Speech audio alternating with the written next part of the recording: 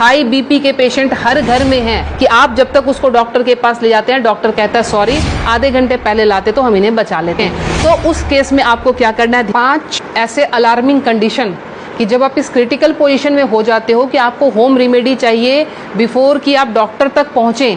आप कुछ ऐसा उपचार क्या करें जिससे हम पेशेंट को हॉस्पिटल तक बहुत अच्छे से पहुंचा सकें और उसको आगे का जो है प्रोसेस ट्रीटमेंट का दे सकें। हाई बीपी के पेशेंट हर घर में हैं, तो उनके रात के टाइम 12 बजे के बाद और 4 बजे के पहले जो है हार्ट पेशेंट का एक बार स्ट्रोक लेना बहुत ही कॉमन होता है डेली के रूटीन में कि आप जब तक उसको डॉक्टर के पास ले जाते हैं, डॉक्टर कहता है सॉरी, आधे घंटे पहले लाते तो हम इन्हें बचा लेते।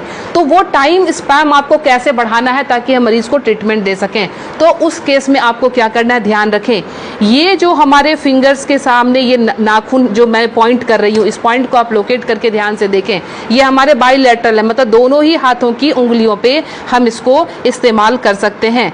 जब भी आपको लगे कि कोई पेशेंट बिल्कुल उसका जो है बीपी बहुत हाई चला गया है और आपको डॉक्टर तक जाने के पहले अगर उसको स्ट्रोक ना आ जाए, लाइफ उसकी खत्म होने से बचाने के लिए आपको सिंपली क्या करना है, आप कोई भी पिन ले लेंगे, पिन लेके आप उसको सिंपल कि जिस तरह से हमने पिन लिया, आप घर में सेफ्टी पिन ले सकते हैं, क्योंकि उसको थोड़ा सा आपने डिटॉल या उसे स्टरलाइज कर लेंगे। स्टरलाइज करने के बाद सिंपल आप यहाँ पे प्रिक करेंगे और प्रिक करके यहाँ से आप थोड़ा सा ब्लड जो है इस तरह से 5 to 10 ड्रॉप्स इस तरह से निकाल देंगे। ये ध्यान रखें, ये बहुत ही इमरजेंसी केस है और ये करते ही आपके पास पेशेंट के लिए एटलीस्ट 3 से 4 घंटे मिल जाएंगे कि आप उसको डॉक्टर तक सेफली पहुंचा सकते हैं और वहां उसको ट्रीटमेंट मिल सकता है। दूसरा काम, अगर ये भी करने की हिम्मत आप में नहीं है, फ्रिज का ठंडा दूध 1 गिलास उस पेशेंट को पिला दें।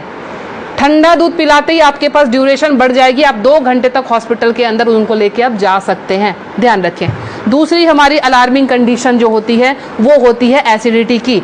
एसिडिटी समटाइम्स इतना हाई हो जाता है कि रात को सोना मुश्किल, सीने में जलन और भारीपन, उस केस में भी लगता है जैसे हमें हार्ट की प्रॉब्लम आ रही है। उसमें क्या करेंगे उस केस में कि हमने इस पॉइंट को, एसिडिटी के केस में आपने इस पॉइंट को लेना। पॉइंट लोकेट कैसे करेंगे, तो आपने इस तरह से अपने थंब के इस वाले पॉइंट को, फर्स्ट पोर को यहाँ से मेजर कर लेंगे, खोल के यहाँ से मेजर करके आपका जहां ये टच हो रहा है यहाँ से आपने इसको प्रेस करना शुरू किया। 20 to 30 टाइम्स इसको आप डीप प्रेस करेंगे। एसिडिटी बन रही है या फिर सर दर्द हो रहा है एक्सट्रीम पोजीशन पे, आपको उस समय वो रिलैक्स देना शुरू कर देगा, क्योंकि जब जलन होती है आपके बब्स निकलते नहीं है, इसीलिए वो यहाँ पे अटैक कर रहा होता है, जिससे पेन आना शुरू हो जाता है। तो आपको क्या करना है, इसको प्रेस करेंगे, आपको रिलैक्सेशन होना शुरू हो जाएगा।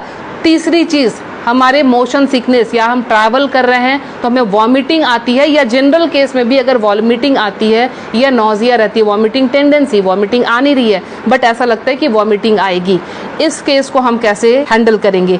आप अपने ये रिस्ट के क्रीज ले लें, ये रिस्ट के क्रीज आपको दिख रहे हैं, इस क्रीज से, ये जो क्रीज हमारी बनी हुई है, इस क्रीज से अपने ही फिंगर को रखना है, ध्यान रखना है, अपने फिंगर के 2 फिंगर को रखना है। इसके बाद ये पॉइंट जहां पे आता है इसको आप लोकेट करेंगे और ध्यान से देखें, यहाँ पे 2 आर्टरी आ रही होती है, आप जब फील करेंगे 2 आर्टरी के बीच में, ये यहाँ पे आपको इस पॉइंट को अब दबाना शुरू कर देना है। अगर आप इसको तेज दबाएंगे, इमीडिएटली आपके वॉमिटिंग टेंडेंसी जो है वो वहीं स्टॉप हो जाएगी और ये आपके मोशन सिकनेस में भी काम करेगा। कहीं आप ट्रैवलिंग में जा रहे हैं तो वहां ये काम करेगा।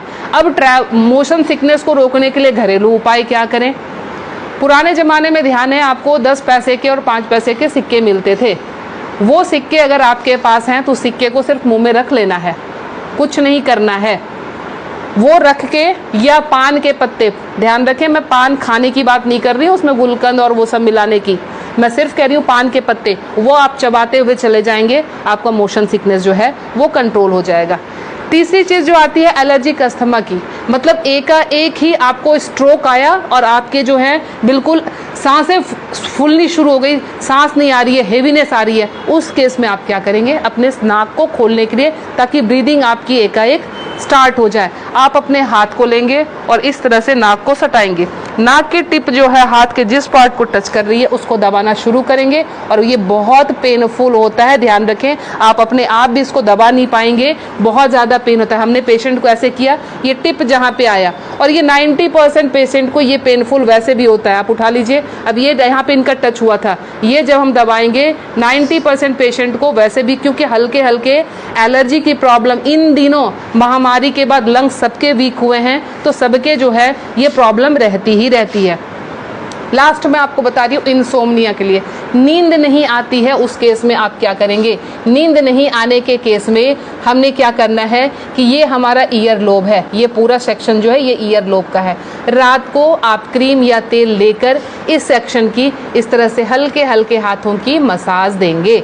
ये हल्के हल्के हाथों की मसाज देंगे, इससे आपको नींद आनी अच्छी शुरू हो जाएगी। साथ में और क्या इंक्लूड करें, हमारा जो टॉप ऑफ द हेड है, बिल्कुल सर का ऊपरी सिरा, यहाँ पे आप टैपिंग करेंगे। टैपिंग करने का मतलब हल्का हल्का आप इसको ठोकते जाएं, ये इसको वाइब्रेट करें। वाइब्रेट करने का मतलब आप यहाँ से जो है एनर्जी हमारे जा रही है नीचे, क्योंकि आपको पता है ये माउंटेन बना हुआ है, यहाँ से एनर्जी का फ्लो शुरू होता है, तो ये एनर्जी जो है पूरी जगह जाएगी और आपको बिल्कुल काम कर देगी, शांत कर देगी। तो ये 5 अलार्मिंग पॉइंट्स आपको हमेशा के लिए याद रखना है।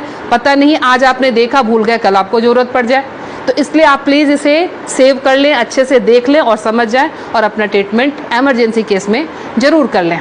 मैं लीना श्री ज्ञान, naturopathy and alternative therapy expert, नई दिल्ली से। मुझसे मिलने के लिए करनाल प्लस से संपर्क करें।